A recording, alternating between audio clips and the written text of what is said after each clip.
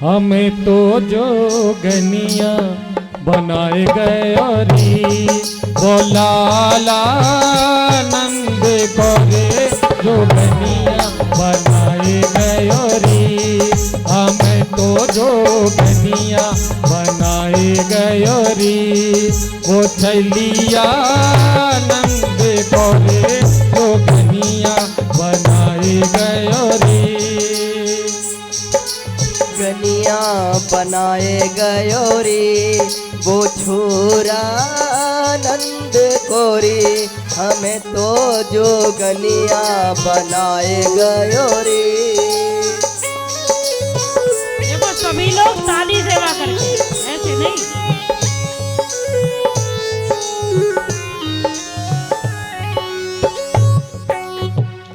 आप तो जाए आप तो जाए श्याम मथुरा विराजे, आप तो जाए श्याम मथुरा विराजे, तो जाए श्याम मथुरा विराजे, आप तो जाए श्याम मथुरा विराजे, आप तो जाए श्याम मथुरा विराजे, हमें तो गोकुल में, हमें तो गोकुल में बसाए गयो रे, वो छैलिया नंद करे जोगनिया बनाए गयो रे, हमें तो जोगनिया बनाए गयो रे, वो छैलिया नंद करे जोगनिया बनाए गयो रे। जय हो।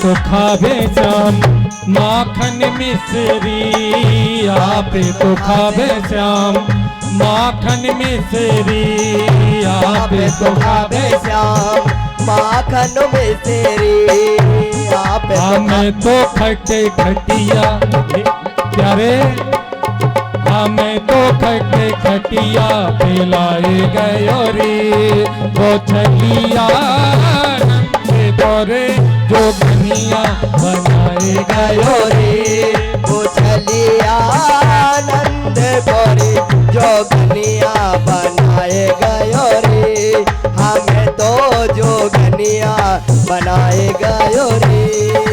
जय हो।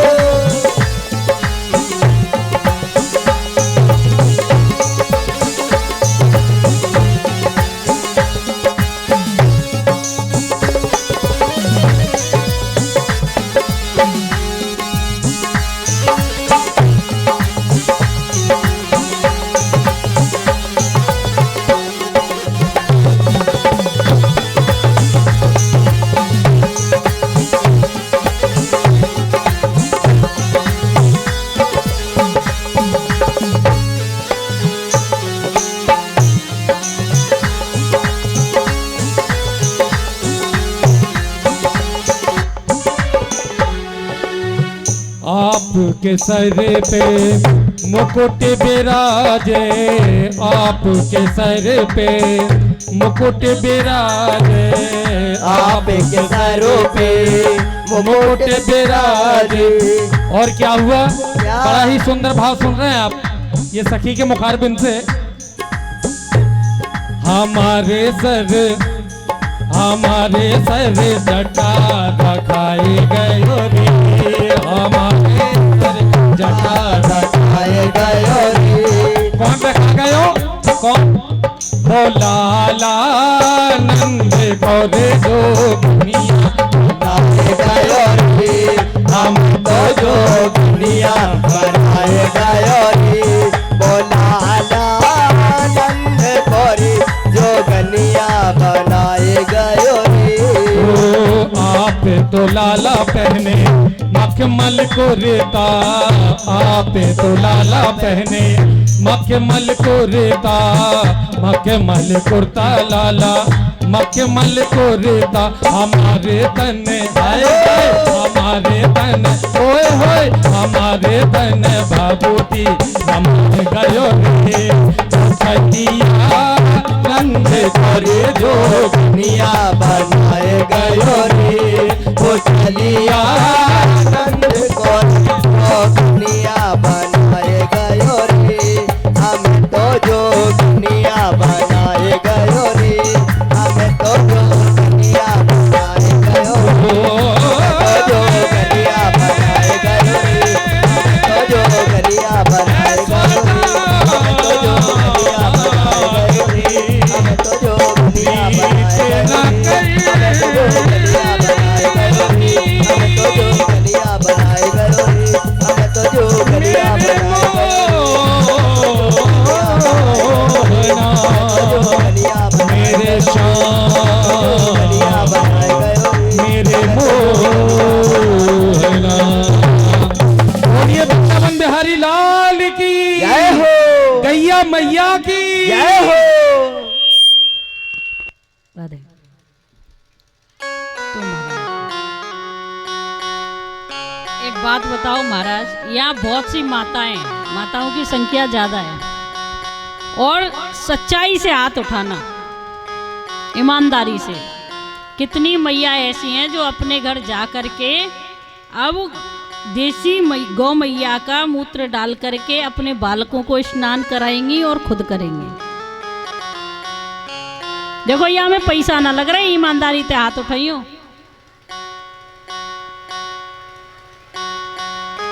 कछूसी तो सोच रही है ऐसो कैसे। महाराज यहाँ पूरी व्यवस्था है, आप लेके आओ, कल एक एक बोतल लेके आना। देखिए हमारे और आपके ये भाग्य हैं कि हम इस चीज को अपने कानों से सुन पा रहे हैं। आपको एक कथा बताऊं, आप उससे समझो। श्रीमद् भागवत महापुराण की कथा है, बातें नहीं। देखो कथा का एक नियम होता है कि सम्मुख बैठ के सुननी चाहिए, और आप तो मुझे दिखाई ही नहीं दे रहे हो, और यहाँ से आने जाने वालों को भी परेशानी होगी, इसलिए आप इधर ही आ जाओ। श्रीमद् भागवत महापुराण में कथा आती है कि जब राजा परीक्षित को श्राप लगा, तो राजा परीक्षित के गुरु कौन थे पता है? गुरु धन्वंतरी। गुरु थे राजा परीक्षित के, और 7 दिन में मृत्यु का श्राप है कि तक्षक डसेगा और मृत्यु हो जाएगी। लेकिन तक्षक ने विचार किया, जिसके जीवन में गुरु जिंदा है उस शिष्य को कोई मार नहीं सकता, क्योंकि गुरु धन्वंतरी कैसे थे, जहां तक उनकी दृष्टि जाती थी, जहां तक वो देख पाते थे, वहां विष का प्रभाव नहीं रहता था। तो तक्षक ने विचार किया कि अगर परीक्षित को डसना है तो पहले धन्वंतरी जी के साथ कुछ करना होगा। तो इसने परीक्षण किया। कैसा परीक्षण किया? जिस मार्ग से होकर के धन्वंतरी जा रहे थे, उसी मार्ग में 2 हरे भरे वृक्ष खड़े थे। उसने अपने फन को उस वृक्ष में मारा, वो हरे भरे वृक्ष काले पड़ गए विष के प्रभाव से, और जैसे ही धन्वंतरी की दृष्टि गई वो वृक्ष हरे हो गए। ये संकल्पित हो गया, इसको पूरा भरोसा हो गया कि जब तक धन्वंतरी जिंदा हैं, जब तक परीक्षित का बाल विवाह का मैं नहीं कर सकता। तो जिस मार्ग से होके गुरु धन्वंतरी जा रहे थे निकल के, उस मार्ग में ये सुंदर छड़ी बन के लेट गया। सुंदर छड़ी बन के लेट गया, जो छड़ी संतों के हाथ में होती है।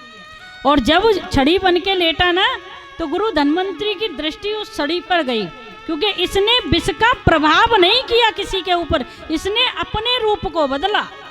क्योंकि विष का प्रभाव करता तो उनकी दृष्टि जाते ही सब ठीक हो जाता। लेकिन आज तक्षक बड़ा होशियार, छड़ी बन के मार्ग में लेट गया। और जब छड़ी बन के मार्ग में लेटा, धन्वंतरी की दृष्टि पड़ी। धन्वंतरी ने विचार किया कि देखो किसी संत की ये कितनी सुंदर छड़ी है, और इसको मैं उठा लेता हूं, किसी संत को जाके दे दूंगा, उनके काम में आएगी। जैसे ही उस छड़ी को उठाया, उठा करके गुरु धन्वंतरी ने उस छड़ी को अपने कंधे पर रखा। जब कंधे पर रखा तो क्या हुआ, तक्षक का मुख उस छड़ी में कंधे की तरफ था। इसने तुरंत अपना रूप लिया और धन्वंतरी को डसा। कहाँ डसा? पीठ में, पीछे। और उधर दृष्टि जा नहीं सकती, उधर दृष्टि, बातें मत करो भैया।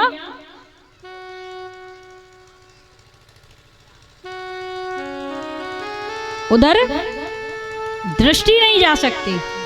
जैसे ही गुरु धन्वंतरी को पता चला कि मुझे तक्षक ने डसा है, तो वो तुरंत अपने आश्रम में पहुंचे और अपने शिष्यों से कहा, अब सुनो गौ माता जी की महिमा।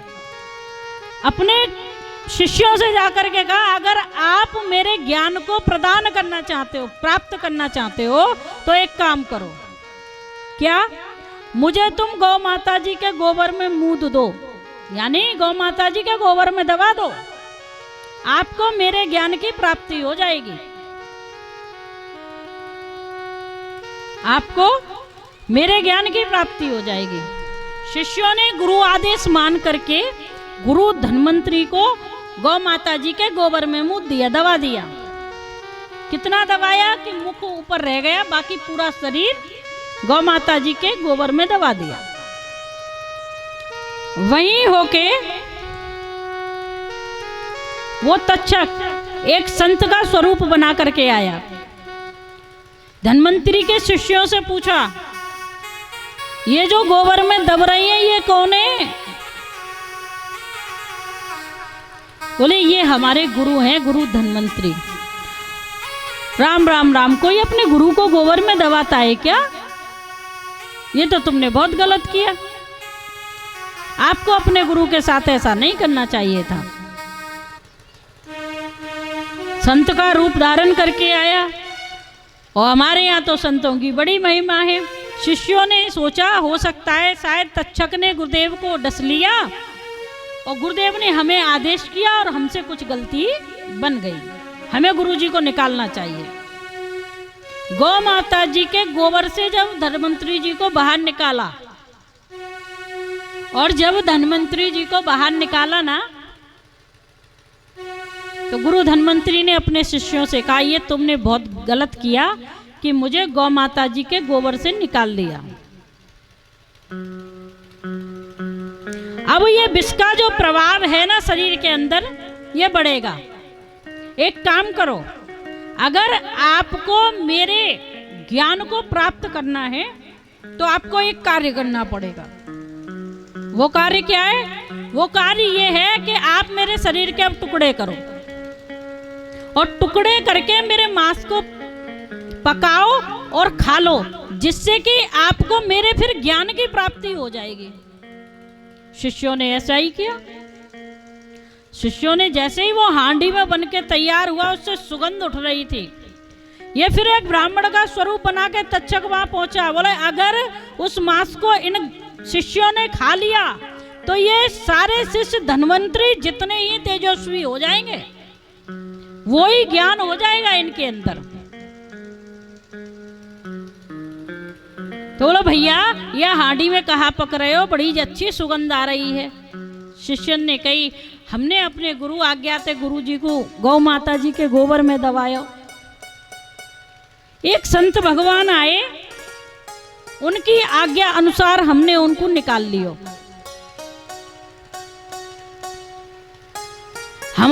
हमारे गुरु ने हमें आदेश किया, अगर मेरे ज्ञान को प्राप्त करना है ना, तो मेरे शरीर के टुकड़े करके, मेरे मांस को पका करके और आपस में मिलके खा लोगे तो मेरा पूर्ण ज्ञान आपको हो जाएगा। तक्षक बोलो राम राम राम राम। कोई ऐसो करेगा? अपने गुरु के मांस को कोई खाता है? अगर गुरु इस संसार से विदा भी हो जाते हैं तो उनकी अस्थियों को ले जा करके गया जी में प्रवाहित करते हैं, तुम कैसे शिष्य हो? ये तो हमसे अपराध हो गया, अब हमें कुछ करना चाहिए। तो क्या किया जाए? तो आज शिष्यों ने अपने मन से, अपने भाव से विचार किया कि हम गुरु की अस्थियों को तो प्रवाहित नदी में नहीं कर पाए, तो क्यों ना हम इस हांडी को ही ऐसे के ऐसे ही प्रवाहित कर दें। उस हांडी के मुख को बांधा, उस हांडी के मुख को बांधा, और जब हांडी के मुख को बांधा प्यारे,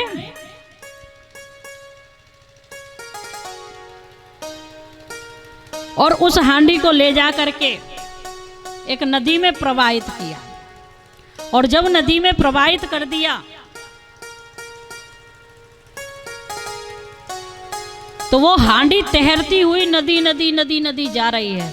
और इधर बंगाल में एक मैया अपने बालकों को साथ लेकर के रो रही है। क्यों रो रही है?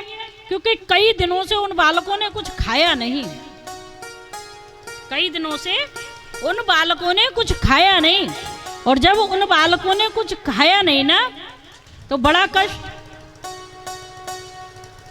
तो उस मैया ने विचार किया कि ये जीवन तो व्यर्थ है, बेकार है, इससे तो हम मृत्यु कर लें, वो अच्छा है। अपने बालकों को लेकर के बंगाल की खाड़ी की ओर आई वो मैया, और मैया ने दोनों हाथों में बालकों के हाथों को पकड़ा, उस खाड़ी में छलांग लगाने ही वाली थी, उस खाड़ी में छलांग लगाने ही वाली थी कि उसकी दृष्टि उस हांडी पे पड़ी। अब दृष्टि जब हांडी पे पड़ी तो उसने वही अपने आप को रोका, बालकों को रोका, बोले रुको, शायद अभी परमात्मा चाहता नहीं कि हम अपनी मृत्यु करें, हम अपने आप को मृत्यु के घाट उतारें। और उन मैया ने बालकों को तो किनारे पर रोका, खुद उस खाड़ी में छलांग लगा गई, और छलांग लगाई, तैरती हुई उस हांडी तक पहुंची, और हांडी को लेकर के किनारे